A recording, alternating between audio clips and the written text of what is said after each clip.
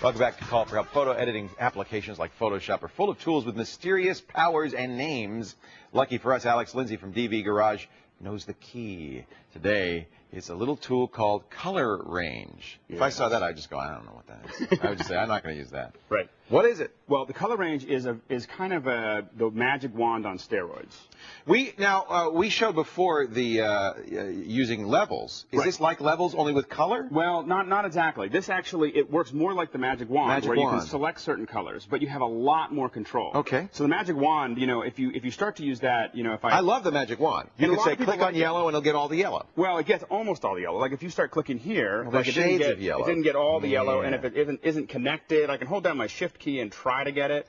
But, you know, this could take a long time. You're only getting little bits of the yellow cab. Right, and it's always either completely selected or not selected at all. It's never any gray area with the magic wand, so that becomes difficult. Okay. Now, what the Color Range does is it allows you to have a lot more control over how you do that selection. So one way you can use it is you can, the first thing we'll do is generally block off the area. Like there's some yellow up here I don't want to select. Okay. So I'm going to do what's called a garbage mask, and I'm just going to very, very quickly draw a line. Just a quick box around the cab saying, this is the stuff I want. I don't want to look at the rest of the photo. I just want, and this is a great way when you're doing any kind of work to just kind of separate the area. Okay. So now I'm going to go into my selection color range. That's under select color range, okay.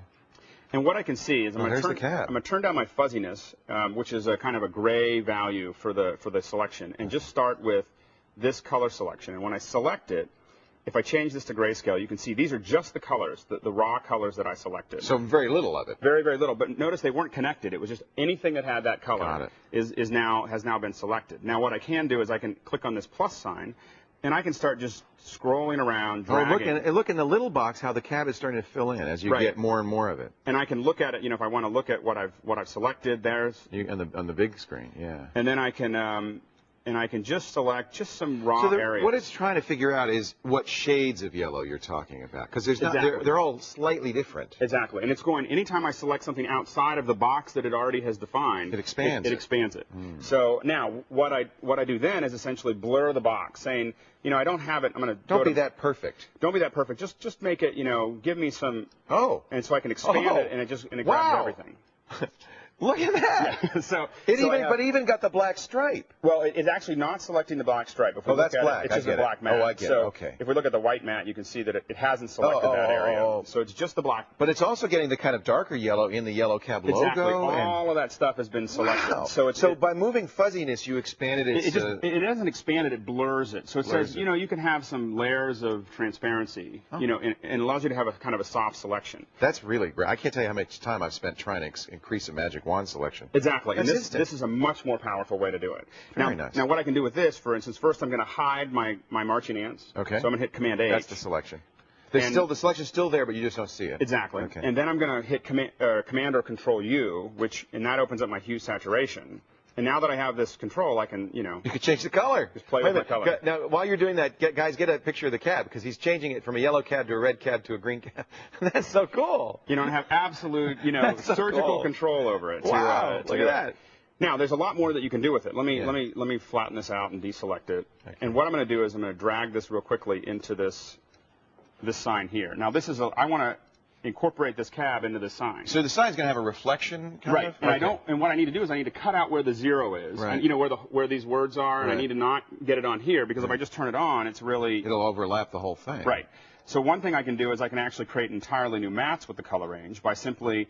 Here, let me go back to my. A mat is something that you mask off? A mat is a mask. It's kind of a high-end way of talking about a mask. It's like the movies. Exactly. And so I'm going to select one color, and then I'm just going to add some pieces to it. And you can see as I drag it, it's selected more. So you're doing that same fuzzy thing once again. If I have the quick mask on, I can see this. I'm not doing the fuzzy yet. I'm just making the core getting as selection. close as you can. Okay. So now I have most of what I need, and I'm going to increase my. So here we have. I've increased that fuzziness, and what you can see is if I look at the actual mat in grayscale. See all the soft areas that are now there? That's impossible with the magic wand. You can't do it. You can't do it. So this allows you to do that. Now, what I'm going to do is I'm going to say, okay, that's a good selection. So that's the mask. That's where the cab won't appear. That's where I want it to appear. Right where the sign is. Got it. And all I'm going to do is select the layer with the cab and hit this quick mask, and it'll convert any selection into a mask for my cab.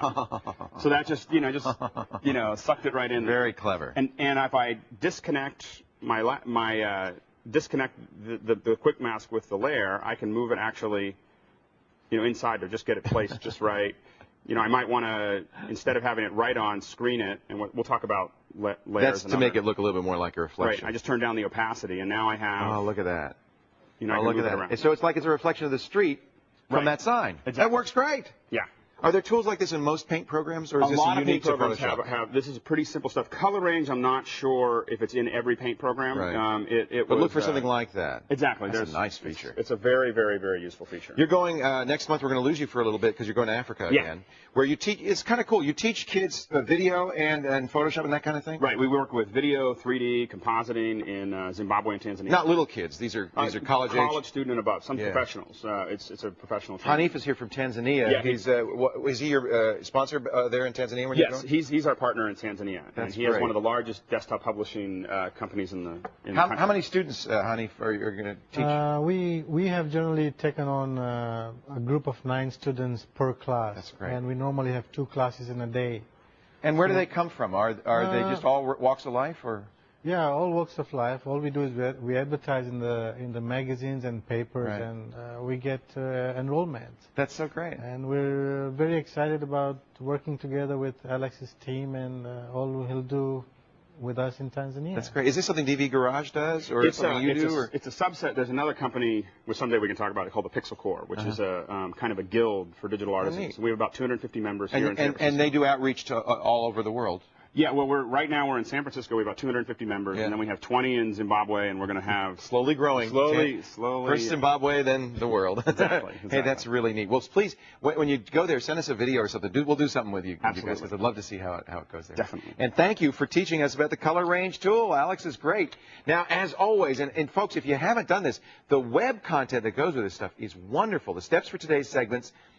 Including videotape. There's a video overview of this that goes through everything I just went through, and then there's also a visual step-by-step tutorial, a PDF, that you can sit there and look at the image and see exact instructions on how to do all this. We're just slowly building up this great resource. Lots of tips there on the website, techtv.com/call for help. Thanks to Alex Lindsay. And, of course, don't forget his website, dvgarage.com. Thanks, Alex.